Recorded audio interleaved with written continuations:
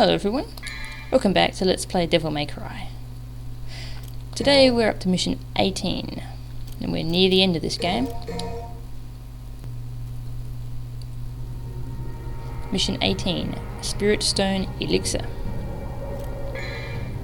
Now I'm going to save my red orbs because I want to get more trigger. So I need a little more cash for that. Throw the Philosopher's egg into the fire and transform it into a spirit stone. Why? You'll find out. It all comes together in the end, don't worry. And what's this?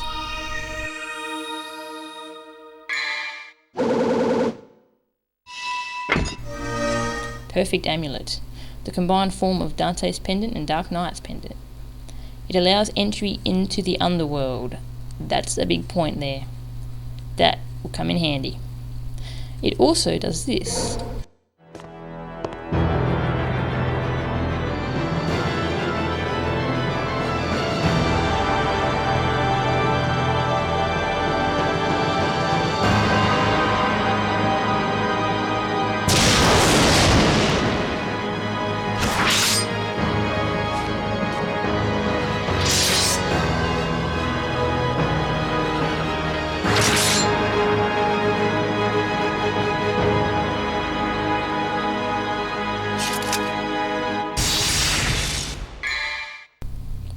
Holy shit, guys. Sparda. It's the true form of the Force Edge, the sword wielded by the legendary Dark Knight Sparda. So, the amulet has unlocked Force Edge's true power. Now we have the Sparda, the sword. So it handles like Alastor and Force Edge. It also gets a couple of Alastor's moves. We've got Stinger. And also gets round trip. When you do round trip, it kind of morphs into a scythe. Watch this. See? Morphs into a scythe. So it gets those attacks, if you have them. But it does not get air hike. Which is a real bummer. And here's the bigger bummer. It doesn't have devil trigger. It cannot trigger at all. So it can't air raid or vortex either. So that's a big downside, but it does have more power than Alastor on average. See, I think its power is equal to Alastor triggered nobodies. I don't want to fight nobodies. See, I think its power is equal to Alastor while you're triggered, so it's quite powerful. I want to try this out on some fetishes. So mostly I want to use it, but there's honestly not many places I would actually use it at this point in the game. You get it at a kind of a bad time. So it's not a replacement for Alastor. It hasn't got that versatility. It's quite powerful though. Nice to have that little extra option for if you want to use it. But we'll continue on with the mission. And sadly I'm going to switch. So there's Sparda. And we also have the original Force Edge. Why you'd want to use that I don't know. Maybe it's part of a dare. I'm going back to Ifrit, because Ifrit's my weapon of choice for the upcoming boss. Those are the handguns. Alright. Well, continuing on with the mission, we'll go through the teleporter. Back here we have a new path opening.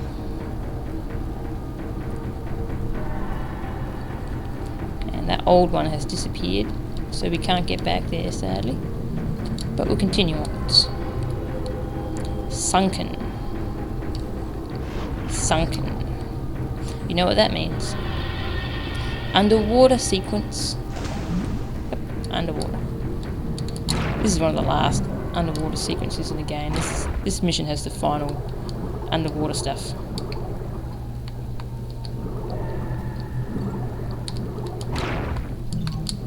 It's worth snooping around for red orbs here.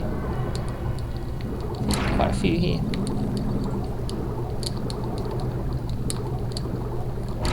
I don't think, no, nothing in those ones.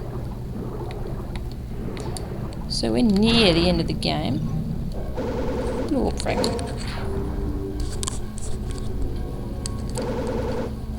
Full blue orb. And there's only 4 blue orb fragments left to find. That's not including full blue orbs from the shop. But actual hidden orb fragments, there's only 4 left. And there's only 6 secret missions, 6 missions left in the game, including this one. So we're very close to the end. There's only 1 secret mission on that subject. And Sin Scissors underwater. This is the only time you fight something other than blades underwater. That was a good start. These Sin Scissors can really screw with you. I'd rather fight blades underwater, honestly. Sin Scissors are a pain. Because there's 3 of them, they surround you quite happily. And you can't like back into a corner or anything to avoid getting surrounded. Because they can go through walls. Bloody hackers. They go straight through walls. And their scissors somehow go through walls, but also somehow hurt you. I don't know. I don't know. Alright, well, I'm gonna get the hell out of here. Somehow there's a wall of water there, I don't know. But continuing on. And this place is kind of familiar. Kind of looks like that stairwell from earlier, from the very start of the game. Missions 4. Mission 4, I think we first entered it. But it feels kind of mirrored because that door down there is on the other side. And that door doesn't go to the sewers anymore. Instead it goes to that underwater area. And you can't just walk up the stairs, reach a dead end. But we can jump off and grab a blue orb fragment. 3 left in the game. Alright, suspicious dial.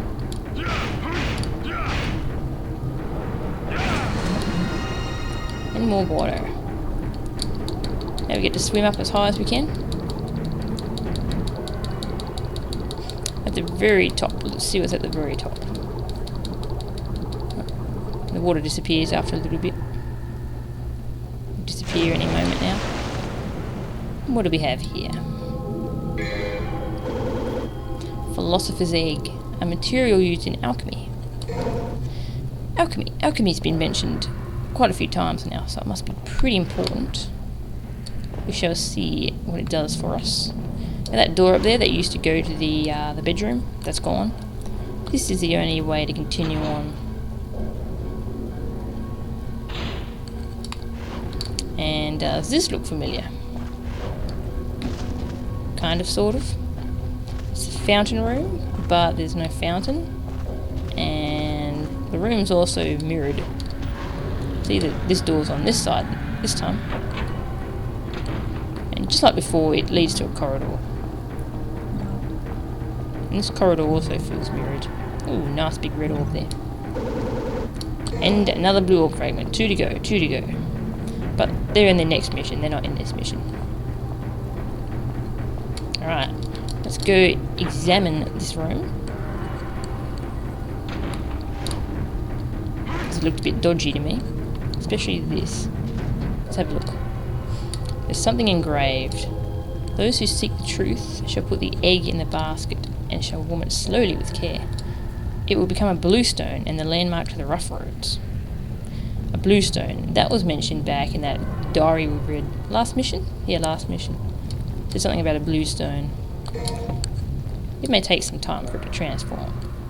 So that must be important. But we'll find out why. It may take some time to transform. No worries, we can spend some time playing with this guy. And I'll get eaten right off the bat.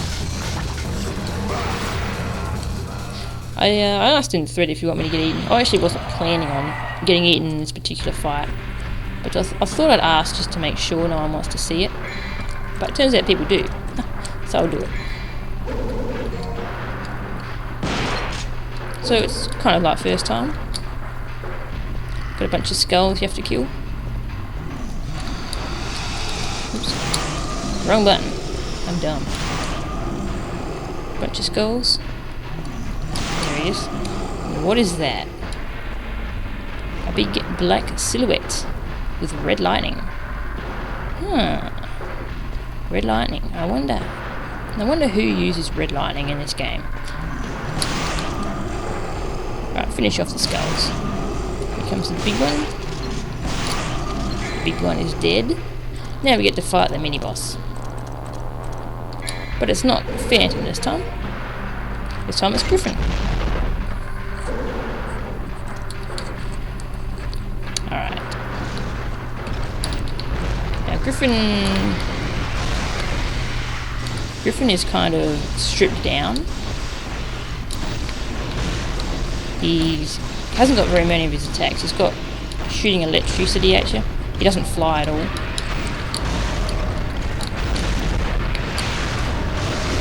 He's pretty much just stuck to the ground. He charges at you and he shoots those 2 electric attacks, which are still a pain in the ass to dodge. So it's not easy or anything. Yeah, ow. Pain in the ass. So I'm glad they didn't replicate Griffin 2. Oh, fuck Griffin 2. I hate Griffin 2. Keeps doing this irritating horizontal bar attack. Horizontal lightning! Annoying trying to hit him with grenades in this area because of all the little things that will get in your way.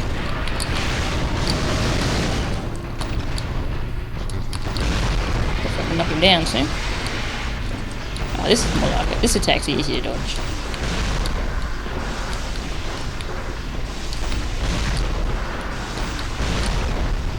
Alright, he's nearly dealt with. So we'll be returning to the surface soon. And this nightmare fight is different in a couple important ways. It's mostly the same. There's a couple new things to worry about. First of all, he's got a new pattern. It's similar for the most part, but has a couple important differences. Ooh, knocked him over.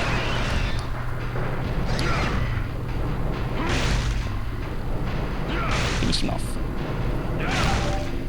Finish him off. Yeah, there we go. Thankfully it doesn't do the whole electric death thing. That would have been a pain. Full health, full trigger. Excellent. Alright, back to my nightmare fighting choices. The grenade gun's also good for fighting nightmare. Help you keep your trigger up. But, I don't know. I just have an affection for the handguns. Alright, back to the surface. Let's get this nightmare fight going. Alright, let's light him up. As I said before, he's got a new pattern, he's got a new attack. So in the first fight, his pattern was ice beam, stab, over and over and over. He's still open for an ice beam here. This time the pattern is ice beam, stab, boomerang, stab. So a new attack there, boomerang. You'll see that soon. I'll make sure I don't kill him before you see that. We stay solid for a bit here because we went inside his belly. Parry. So the ice beam was interchangeable with the missile attack, if you remember, but the boomerang is not. The boomerang will come out no matter what. Good. Get to the front. Going to do the ice beam. Yep. Whoa, that was horrible. There we go. Get on his back. Alright, so this is the first fight. We have to worry about his claws. Okay, I haven't mentioned his claws before.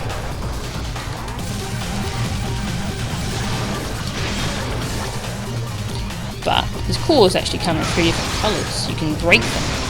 They start off blue, they turn green, then they turn red. You do not want to turn them red, okay? Reason being, once his claws turn red, they gain 2.5 times the defense they had earlier. More on that in a second. For now, here comes the boomerang. I'll see if I can parry it. It's just, oh crap. You can parry it with rolling blades. Go at the right time, of course. Yeah, don't try to get up there and attack him while the boomerang's flying around. Yeah, once you parry it, you can get in there and hurt him. I think I might be on the verge of turning him red here. No. We're safe, we're good. What a pity in that health. But no problem, he's gone. Transformation is complete. Alright. So, I started talking about the cause. It's very important, so I'm going to keep talking. A strange voice from the transformed stone is echoing inside my head. I am the first key to opening the gate of the underworld. The second key resides in the mirror dimension. Elixir. Right. We get to use that next mission, but for now, it's mission over. Anyway, the cause. Now, you damage them. As you damage them, you can break them. Depends on what attacks you use. You'll notice that I didn't use anything but charge kicks and punches. I accidentally used a Magma Drive there, but thankfully it didn't shatter the core. So you don't want to use Inferno or Kick 13 there, you'll break his core. Now you don't have to worry about his core in the first fight. You can only turn him green. Green's good. Don't need to worry about turning him green. But you can turn his core red in the second or third fights. And the cores, they carry over between fights. Turn him red here, he'll be red in the third fight. And a red core means he has 2.5 times the defense he usually has. But his core is still green, that's good. That means the Nightmare 3 fight will not be hell. And I'm going to be back for mission 19. So I'll see you in mission 19. Hey guys, this is Accounting Nightmare. I'm back to show a different fight with Nightmare 2. There are quite differing opinions in the thread as to whether I should get swallowed or not, so I'm going to show a fight where I don't. Just going to refill my trigger here at the start. These arse slugs will leave me alone. Grenade guns, good for this fight. Just getting your trigger meter up. Alright, just about happy. Alright, let's go back to Ebony and Ivory, because I love Ebony and Ivory. So you can actually light up the dials before you start the fight, and he'll go straight into his solid form at the beginning. I didn't do that here because I wanted to take my time and fill up my trigger. Here comes the ice beam. I just demonstrated what happens if you try to jump up too early. You may notice when the core first comes out, a bunch of white rays come out of it. So you have to wait a few seconds before jumping up.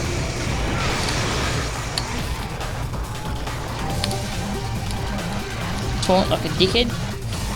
Taunt him like a dick. Get some trigger. Alright. Stabbing.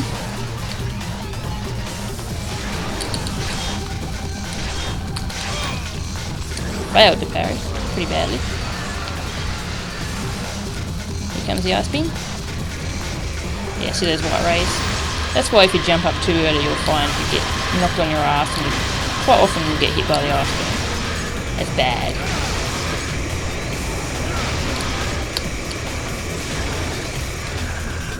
That's very bad. Alright, so doing this fight a second time, it gives me a better opportunity to explain his cause. Wow. He actually has two separate cores. This one at the back is actually different from the one that's at the top. You might not think it, but it actually is. Oops. I didn't mean to do that. Which way? This way. Yeah, they're actually separate cores. So you can turn one of them green, the other one will still be blue. It's an important thing to note. I think here comes the boomerang. Yep. I'll parry the boomerang right off the bat. Yeah. Take that. It's a good way to parry it before it gets away from you, starts ripping your shit. Oh, I turned it red. That's not good. I'll keep going to demonstrate red cores and why they're bad. To avoid turning a core red, a good way is to go inside his belly halfway through the fight. It'll kind of reset his weakness, sort of.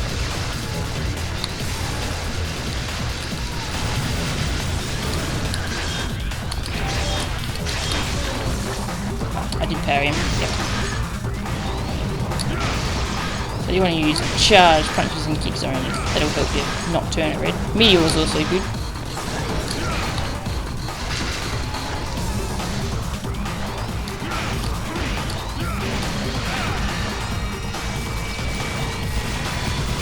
Comes the ice beam.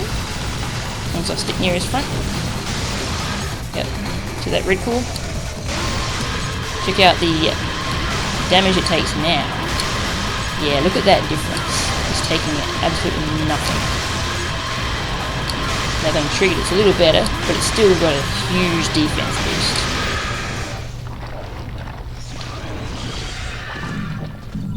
Ooh, that's done. Nearly died, but that's done. So yeah, if you turn his core red in this fight, it is very worth resetting a game. If you're on Dante Must Die mode. If you're on normal and hard, you don't really need to worry about it. But if you're trying to do Dante Must Die and you turn his core red here, I would highly advise just hitting reset and trying again, because that'll make Nightmare 3 absolute hell. You can kind of screw yourself over there. Alright, I hope you enjoyed the bonus fight, and I'll see you next mission.